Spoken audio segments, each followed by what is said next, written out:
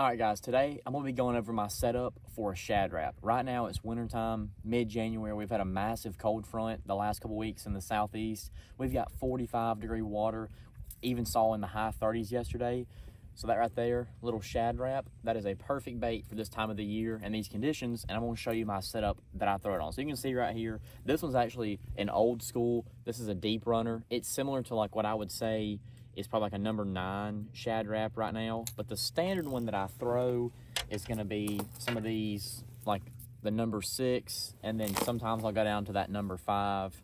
Got a shad color that I'll throw a little bit, but honestly I like the crawfish color more than the shad pattern, but that's just personal preference. So on the shad wrap, first things first, you want to get by with the smallest line that you can, because we've got crystal clear water right now. Now obviously if you're fishing this darker red, you can get by with some dirtier water, or you'll be in dirty water, use a little bit bigger line. But like right here, I have got 6-pound fluorocarbon to 15 to 10 pound braid. This right here is actually 15 because I use this rod for one other thing that I'll talk about.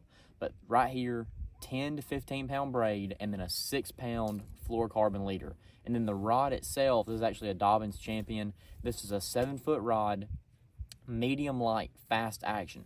So this is a similar rod that you would throw like a jig head minnow on. You can throw a drop shot, a little wacky worm, something like that. But it's a really good rod, you know, 7 foot, good all around size. I can throw the bigger shad wrap, the smaller one, not a problem. And then a 2500 size reel. One thing that you'll come to find if you've never thrown a shad wrap, this is a very, very, very difficult bait to throw. Like today we have hardly any breeze, so I've been able to throw it pretty good. But if this thing catches any bit of wind, gets wrong in the air, it pretty much just flutters and it'll go, you know, 20 or 30 foot instead of a regular cast. So you've got to have the right rod to throw this thing, because if you have a rod that you're overpowering it, you can't get anywhere. And then if you have too small of a rod, you're going to have a hard time on your retrieve. It's going to feel like you're throwing a 10XD. You're going to lose fish. So you got to make sure you have the right setup. So like I said, 7-foot rod. This is a medium light with a fast tip, 2500 size reel,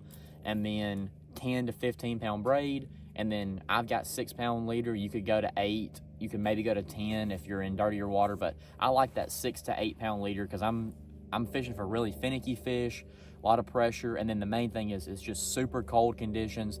They don't want a lot of action. So that little shad wrap right there, when it comes by, it's hard for them to resist taking a bite at it. But that's my shad wrap setup right there. If you're fishing in cold water, go ahead and give it a try.